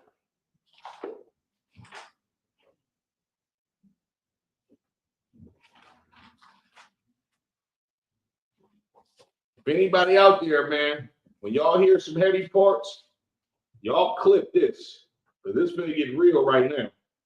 I'm going to show you, you fake Israelites don't know what the hell you talking about as far as tithes. Hebrews 7:1. Whenever you got it. This is the book of Hebrews, chapter 7, verse 1. Uh-huh. For this Melchizedek, king of Salem, Right. priest of the Most High. Right. Melchizedek, the king of peace, the prince of the Most High. You understand? Come on. Priest of the Most High God. Right. Who met Abraham. Right. Returning from the slaughter of the king. Right. And blessed him. Right. When Abraham returned from the slaughters, the slaughters of the kings of Sodom and Gomorrah, he met Melchizedek. You understand? Come on. Verse 2. To whom also Abraham gave a 10th part of all. Was Melchizedek a Levite? Was he? I don't know. Ain't no goddamn Levites. You got Abraham. Jacob not even born. Ain't no Levites. Right. He paid a 10th to Melchizedek. Come on.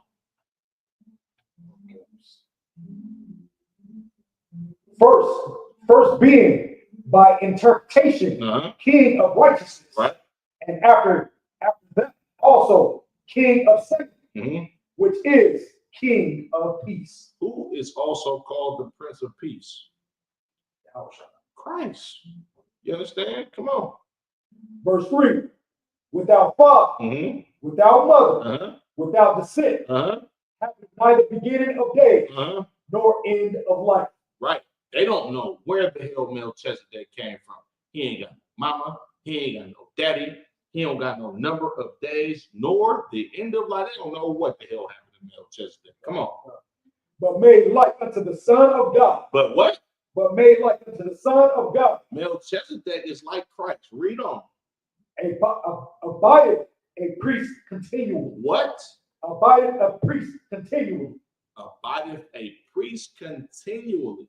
Just how Melchizedek was a priest continually, Christ will be a priest continually. Come on. Verse 4. Now consider how great this man was, unto whom even the patriarch Abraham gave the 10th of the spoil. You think about this. This got to be a great man, Melchizedek, that our patriarch. You got Abraham, Isaac, and Jacob. He's over Isaac and Jacob, and he paid a 10th to Melchizedek. Melchizedek got to be something special. Come on. Verse 5.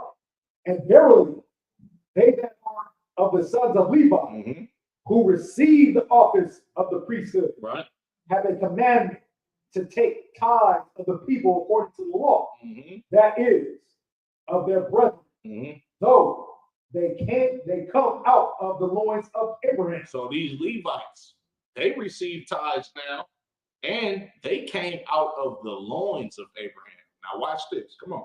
Verse 6.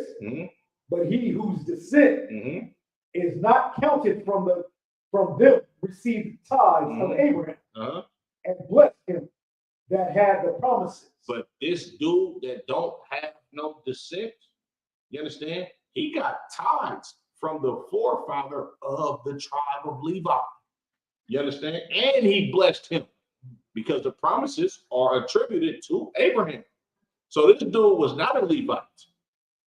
And he got tithes from the father of the Levites and blessed Abraham. Come on.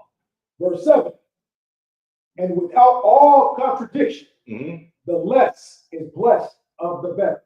The who? The less is blessed of the better. Without all contradiction, Abraham, being less than Melchizedek, got blessed by Melchizedek. Come on. Verse 8. And here men that die receive tithes, but there he receiveth them, of whom it is witness that he liveth. Men that die receive tithes, but there he receiveth them, of whom it is witness that he liveth. Abraham is the one that seen Melchizedek, not these Levites who eventually die off. He seen Melchizedek and paid him tithes. But us, we pay tithes to Levites of men who died. Melchizedek is never going to die. It said he don't have an end of days. You understand? Keep going. Verse 9. And as I may so say, Levi also, who received tithes, paid tithes in Abraham. Right. Even the Levites paid tithes. Remember how I broke it down? They paid tithes to Moses and Aaron. Come on. Verse 10. For he was yet in the loins of his father when Melchizedek met him. The Levites were in the nutsack of Abraham when their father paid tithes to Melchizedek. Let me break this down. The priest of the nation of Israel who received tithes from this whole nation of people, they was in the nutsack of their father when he paid tithes to a man that was greater than him. Come on. Verse 11. If therefore perfection were by the Levitical priesthood, for under it the people received the law, what further need was there that another priest should rise after the order of Melchizedek and not be called after the order of Aaron? Right. That's you know what that question is posing? Read that again. That was heavy. Verse 11. If therefore perfection were by the Levitical priesthood, for under it the people received the law, what further need was there that another priest should rise after the order of Melchizedek, and not be called after the order of Aaron? If the Levitical priesthood was perfect, why would somebody rise after the Levitical priesthood, right? And after the order of Melchizedek, if the Levitical priesthood was perfect? Wow.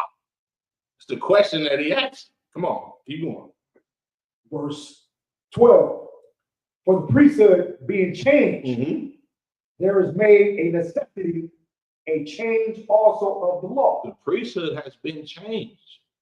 Therefore, the necessity of the law is being changed, meaning we don't pay tithes to Levites anymore. Because why? The Most High said, I'm going to make you a nation of kings and priests. When the Levites was the priests over the nation of Israel, what do? We sinned against God, and we brought all of our trespass offerings unto these priests. You understand? That had to be changed because we would still keep sinning and still keep trying to offer bulls and stuff to the Levitical priesthood. Come on. Verse 13.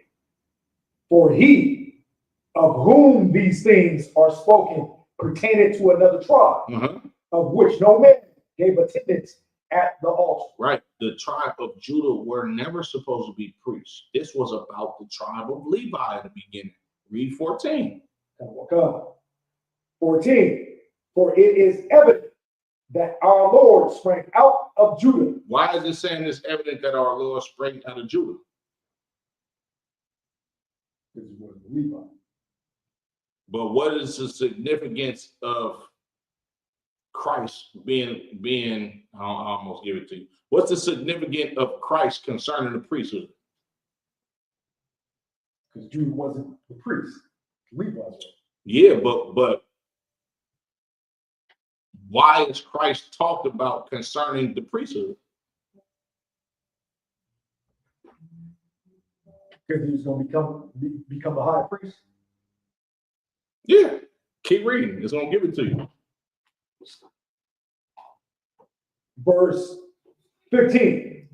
And it is yet far more evident for that after the similitude of Melchizedek, there ariseth another priest. After the similitude of Melchizedek, there ariseth another priest. Break that down for me, Naya. That other priest is let's see.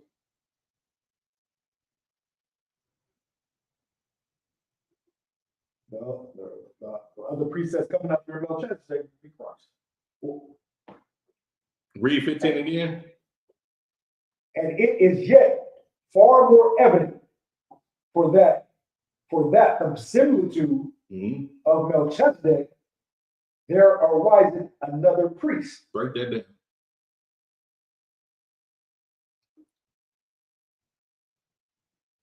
I'm gonna give it to you for time's sake because we had 145. Abraham, being the father of the nation of Israel and being greater than the tribe of Levi, paid tribute or tithes to Melchizedek, meaning Melchizedek was greater than Abraham. Christ is a priest of that same similitude.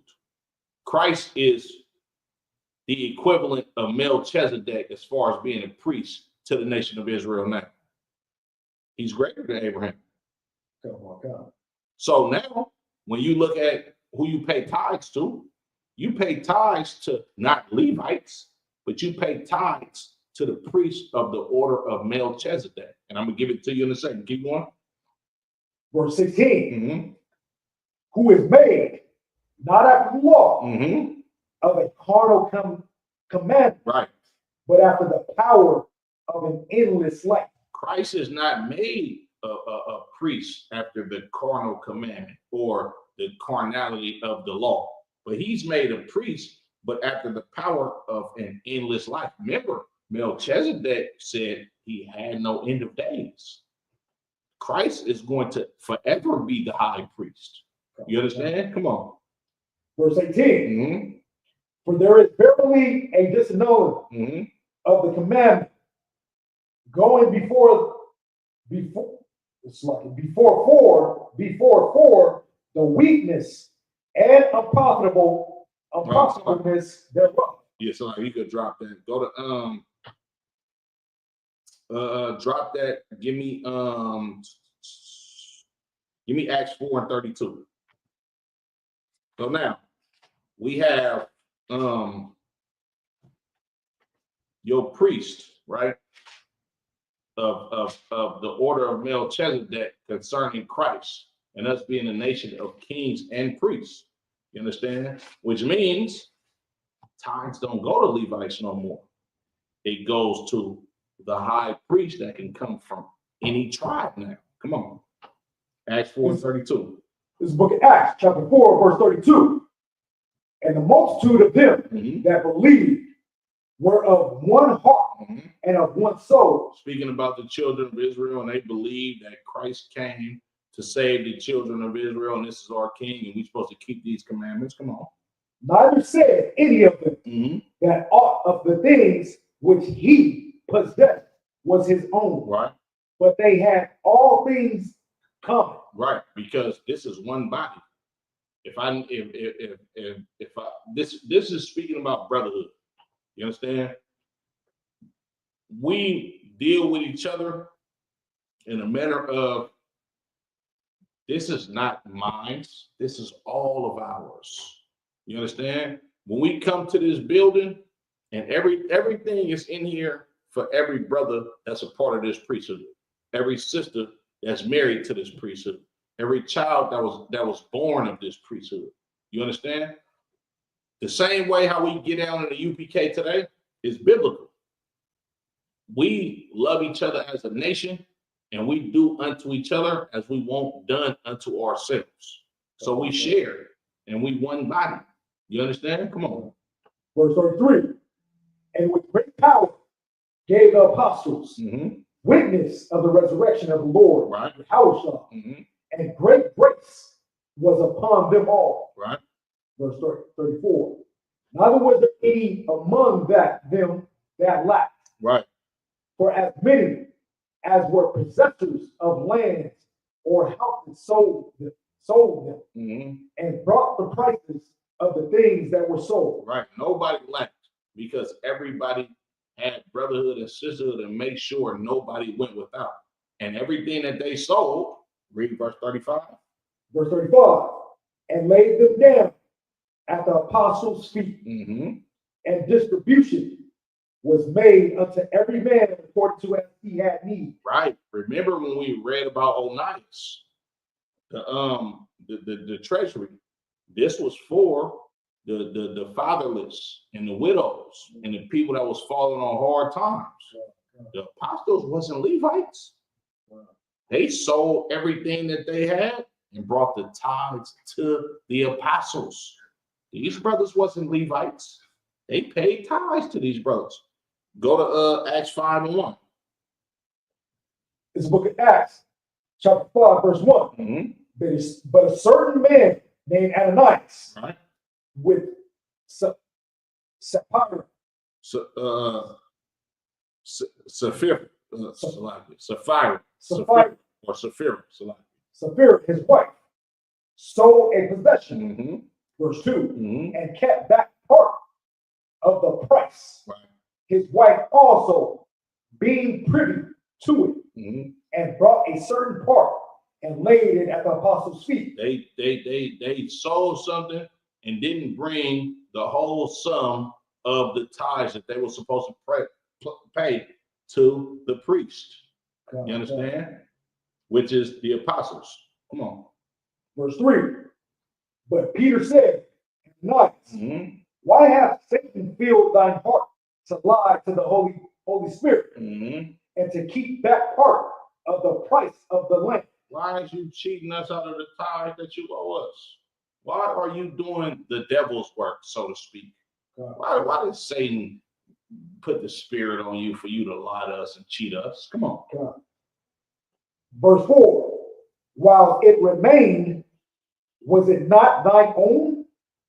And after it was sold, Mm-hmm. was it not in thine own power? Right. Why hast thou conceived this thing in thine heart? Mm-hmm. Thou hast not lied unto men, but unto God. Right. Wasn't it yours? Like, read that again from the top. Verse 4. While it remained, Mm-hmm. was it not thine own? When it remained before you sold it, wasn't it yours? Come on. And after it was sold, Mm-hmm. was it not in thine own power? Didn't you sell it for what you wanted to sell it for? Come on. Why hast thou conceived this thing in thy heart? Mm-hmm.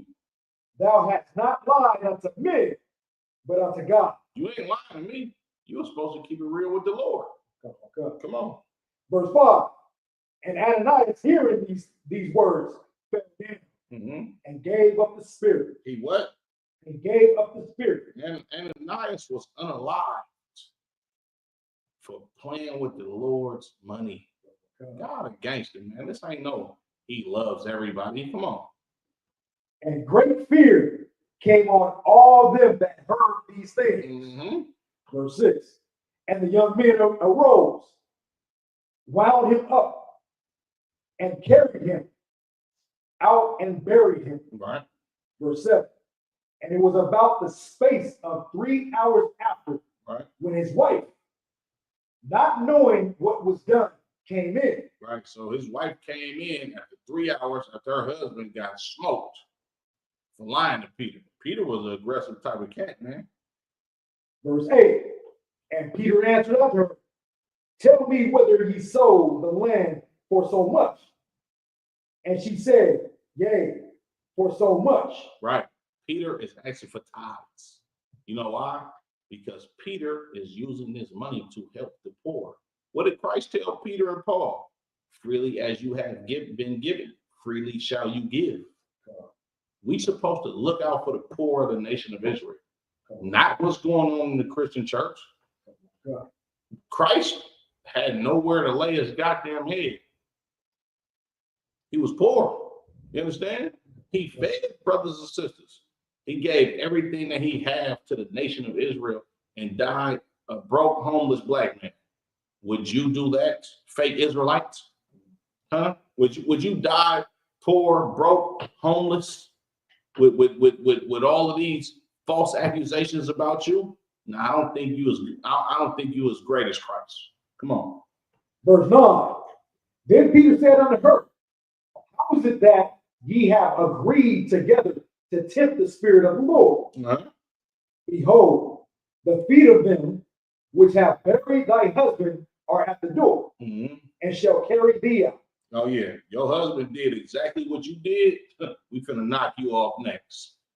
They outside waiting on you. Go ahead. Verse 10. Then fell she down straightway at his feet, mm-hmm. and yielded up the spirit. Knocked her off too, man. Look, it's a serious thing to pay your tithes. You lucky Peter ain't alive. You fake Israelites. What? Are you in the truth? You hear me? Go ahead. And the young men came in and found her dead and carried her forth, buried her by her husband. Verse 11. That's it. You can drop that, you know what I'm saying? With that being said, pay your mother tithes. You understand? Tithes ain't corn. It's not wine. It's money. Come on, God. These niggas have money. Come on, God. You can't offer me nothing else that somebody's going to give me, bro, if I don't have no goddamn money. If somebody just gave me 5 pounds of potatoes, I don't want no goddamn cucumbers. If somebody just gave me some wheat and barley, I don't want no lettuce. I can sustain myself. Black men know how to survive. I know how to eat noodles for 30 days straight. I've been to places that you can't even fathom. I don't want that as a priest. We need money. I got to be able to move around. I got to be able to go preach this word unto the congregation of the nation of Israel. If you send me a bag of tomatoes, that shit gonna go bad. God. I can't fly to Chicago or New York and do the Lord's work. Man, pay Commander General Yohana your goddamn tithes, bro. Stop being an evil, selfish bastard. Yahweh Shem Yahweh a thumb to the brothers. Yahweh Shamar the thumb by Shem Yahweh to the sisters. Pay your goddamn tithes. It's a commandment. If not, we know who you is. Sinner, Shalom.